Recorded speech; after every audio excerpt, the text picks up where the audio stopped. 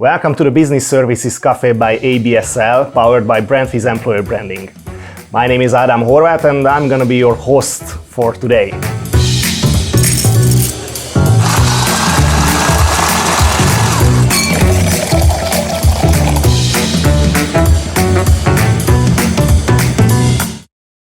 We are here to bring closer to you the shared services sector, the business services sector, with freshly brewed insights from the market, with espresso shot conversations with industry leaders, and a sip of advice for takeaway.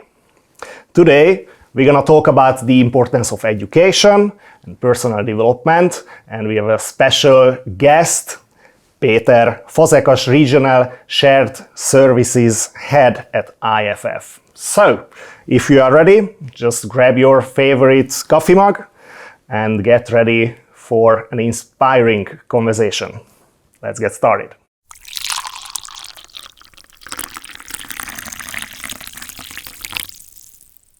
So, Péter, thanks for joining.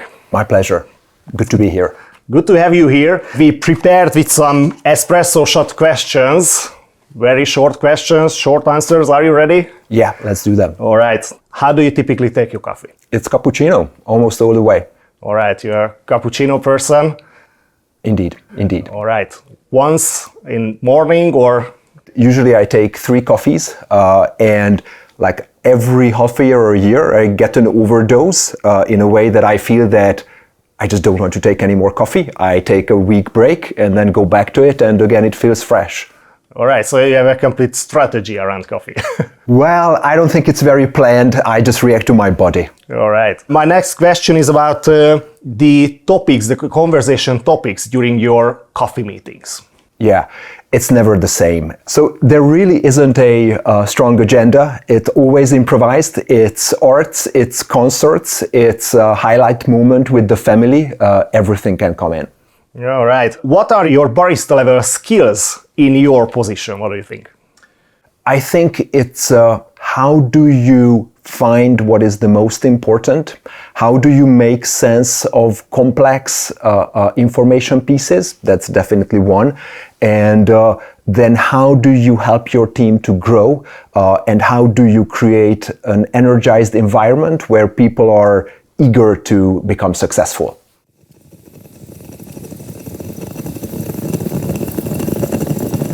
All right, these were the espresso shot questions, so let's jump into the topic for today. It's around education, personal development, and how to talk about the industry as a workplace. So this is what we have for today. Previously, you mentioned a very interesting cooperation with Milestone Institute, so please tell us a bit more about this. Yeah, let me go back a little bit. So if I look at the fact that this industry is around 100,000 people, and actually much more in the past 2 years, then it's easy to take granted that it's a well-known industry. Actually, when I'm looking at CVs of applicants, then because of the fact that I've been in this sector for more than 2 decades, it feels like a small industry where people know each other, even with this size. However, that's certainly not the case for those people who are looking for the new job. And we thought that it is worthwhile to relook at how we can improve our would-be colleagues' understanding about the business. The thing about this sector is that it's not very easy to explain what it is all about. So, for example, it took me about 10 years to explain to my father what this sector is about. He's a radiologist. Certainly the thing that it took me 10 years is not a reflection on his abilities. I think it's much more about the reflection about the abstractness of a sector. You cannot say it is connected to a certain manufacturing arm. You cannot say it's locked into a vertical, not from a service side either. Or a physical product. Exactly. There's no product, no exact service on an industry basis. And at the same time, you cannot say that it's a function, because it's not just finance, it's not just HR shared services. So it's an interesting matrix of the verticals and also the functions where very simple explanations don't cut it. You just need to bring examples, and that's how you can create that interest in the sector. And when we were thinking as ABSL that how can we contribute to the sector more through bringing the knowledge, then we thought that it would be great to team up with a super strong player who Milestone Institute is. Basically, they are a leading organization helping secondary school students find their big thing, what type of university they want to go to, what sort of field of science or any other higher education they are interested in. And we felt that their experience will help us formulate a compelling message for our would-be colleagues. All right. So what was your takeaway after the conversation with your dad? How can you scope it down and tell in short sentences what it look like to work in this sector for a fresh grad, for example? Yeah. So actually, I think the secret is using different tactics for explanation. So what works with my dad is certainly not something that I would use for the fresh grads. But to me, what worked is like, talk about an environment which your audience is familiar with. So in my case, it was the hospital. And I had to think it over, okay, what happens in a hospital? Okay, there are multiple things. Many of them can be aggregated and basically provided for multiple hospitals in another organization. And when I started to go in that direction, there was one of the takeaways. However, also it's very interesting to see that in my father's profession, actually providing a diagnosis is now being offshored, and even he is part of a mini shared service providing diagnosis for various hospitals. So I think it's really finding how you can relate and then bring in actual examples of the industry. What are your highlight experiences with this Milestone cooperation? What can you share with us? Yeah, so what was interesting to me that when Adam Zeitler, who is one of the founding members of Milestone, explained to me that, yes, you can have a good message, but if you are not packaging it a way that it's exciting, then people won't come to your best presentations. And then he was mentioning an example that when first they were putting out a course relating to biology, there was low attendance. But when they titled it The Biology of Death, then certainly it became much more interesting. So the takeaway was that you need to explain things at a level of complexity where you can really drive the message, but you need somehow to create the interest. And they are an expert in that, and we are really relying on their help to make this happen. Yeah, this is what we see at Brandfish on daily basis when creating or building employer brands for companies, that there are many great companies who have great numbers inside with employee engagement, low turnover, but we always tell them that it's not enough to be a great company. You have to be able to tell outside that you are a great company, and Indeed. It's different. Maybe this is the case with this sector as well. Absolutely. And just one last thing about this Milestone cooperation. So the sector is somewhat abstract. It needs to be helped to be explained to people. And I do recognize that there are many companies who are running employer branding programs, and certainly that helps as a sector overall. However, we at ABSL were thinking that it would be really great to create something which is on a one level above, on a totally altruistic level in a sense, because although IFF is sponsoring this material creation, we really won't be talking about IFF. We will talking about the industry, and we really felt that driving the message on an industry-wide level is also worthwhile doing. What is your experience with this Milestone Institute cooperation? What are the biggest misconceptions around the industry?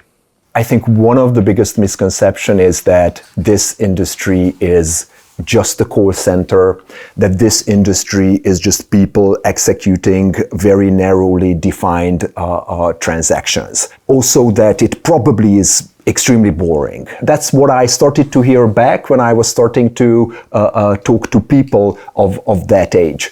That's certainly not the case.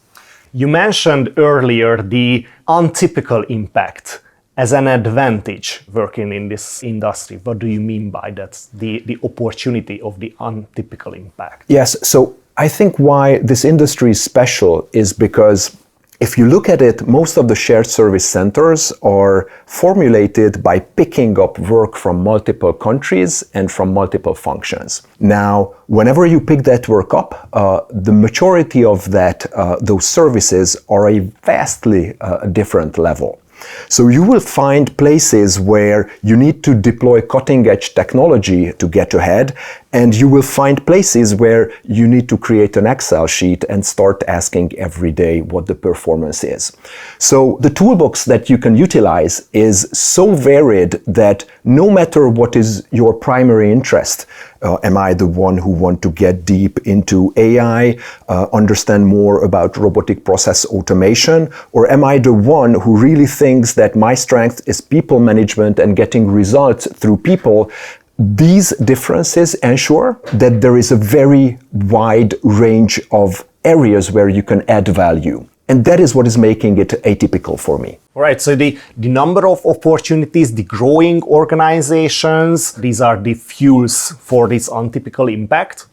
Yes, definitely that's one place. But also it is worth mentioning that whenever shared services first receive their batches of work, a lot of the cases you're using vastly different systems, IT systems in the background. You inherit vastly different processes.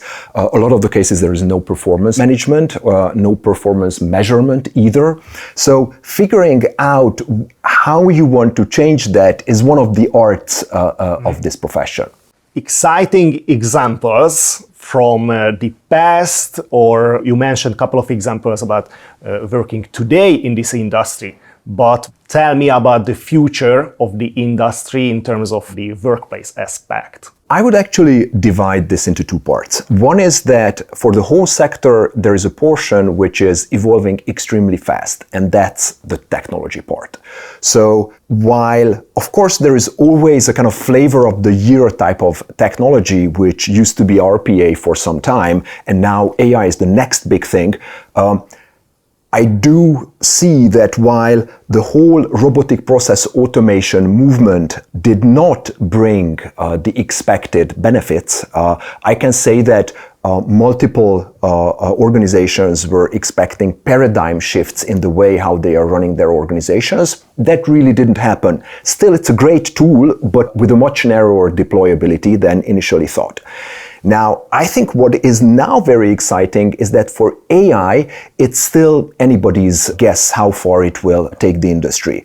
And I do believe that that AI's potential is by orders of magnitudes larger than what it used to be for RPA. So this is one part of the story that if someone wants to find out and be at an intersection where a new technology is coming in and an industry is just figuring out how to go ahead with that, it's there. Because also to utilize AI, you don't need to spend millions of dollars. Many of the tools are immediately available, and actually many of the tools being used sometimes even unknowingly by management. Of course, we have to put aside the fact that all companies have now strict rules about what sort of AI tools are using, so that no corporate information is being shared unknowingly. However, then if you're within the company confined AI sandbox, then there are a lot of things that you can do, and I think that part of the story is just being developed. So that's like for the future. Now, for the current piece, actually getting things done and see seeing how measuring performance and creating stories about how to get things done and see people succeeding there is the biggest thing. What if we move forward with some personal, because now we are turning around the closing session. I would like to ask you about your personal viewpoint about the future, because you shared a lot of insights about the future of the industry as a workplace, but what excites you the best, the most in this industry when you see yourself in the future of the industry? To me, the most exciting part is that I can still see that every day that I go to work with my team, we can drive change and we can leave lasting impacts.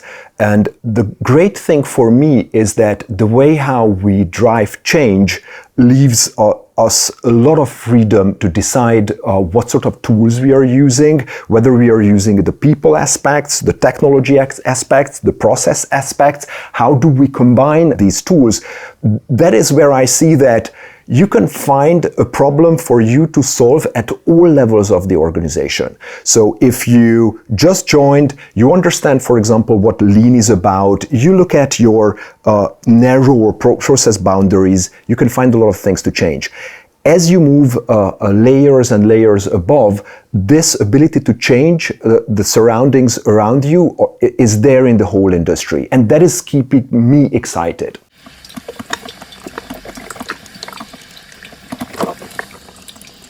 So we have to sum up somehow this episode. You mentioned so many great examples about the importance of education, the opportunities for personal development, even for fresh grads or senior employees. If you can highlight 3 takeaways or lessons about these episodes, how to communicate, how to introduce this industry for someone outside of the industry.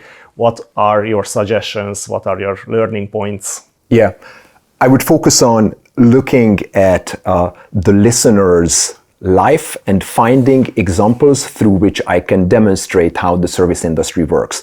What are the processes that are there? And that can be the mundane thing of getting ready every day and doing your daily chores through whatever there is in any other profession. I would focus on those and try to find parallels to what you are doing at the shared service center. All right, great final sentence. So Peter, it was an amazing experience to have you here, so thanks for joining. Thank you, I appreciate the time. If you enjoyed this episode, just feel free to share on YouTube, on social media, or feel free to comment. And for the next time, stay tuned. Thank you.